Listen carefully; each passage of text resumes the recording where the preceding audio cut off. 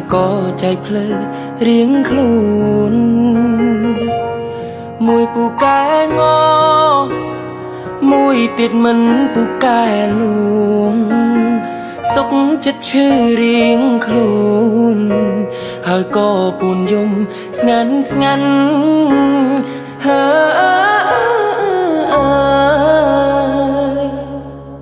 នឹកគេណាស់មិនហ៊ានឆាតទៅគេអូនក៏ចិនខ្លាំងដែរសុំទងខ្លាចថោរៀងខ្លួនមិនចេះតាមអង្វរហើយមិនចាស់លួងលោមពេលដែលបាត់បង់សួនទើបដឹងខ្លួនថាស្ដាយក្រោយយ៉ាងណាក៏យ៉ាងនឹងប្រឹងគ្មានប្រយោជន៍ទេព្រោះគេមានអ្នកថែគេមានអ្នកក្បែរមើលថែជីវ៉ា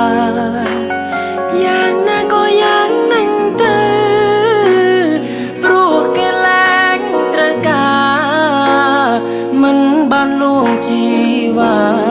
មួយពេលខ្លីអូនមានគេបាត់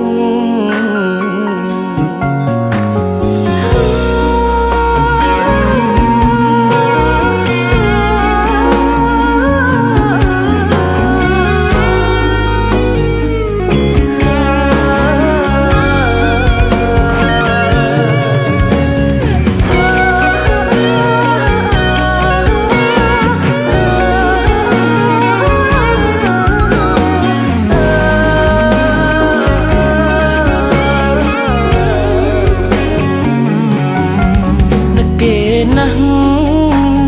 មិនហ៊ានឆាតទៅគេ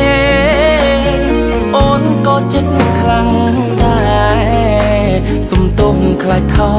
រៀងខ្លួនមិនចេះតាមអង្វរហើយមិនចេះលួងលោមពេលដែលបាត់បង់សួនទើបដឹងខ្លួនថាស្ដាយ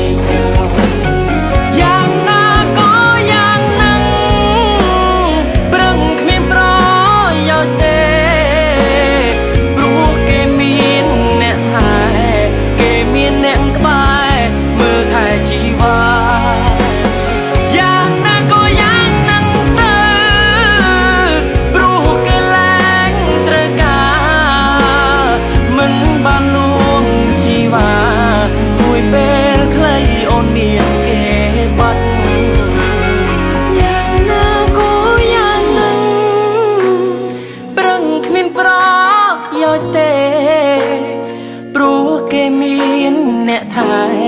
គេមានអ្នកក្បែរមើលថែជីវ៉ាយ៉ាងណាក៏យ៉ាងនឹងទៅព្រោះគេលែងត្រូវការមិនបានលួងជីវ៉ាមួយពេលខ្លីអូនមានគេបាត់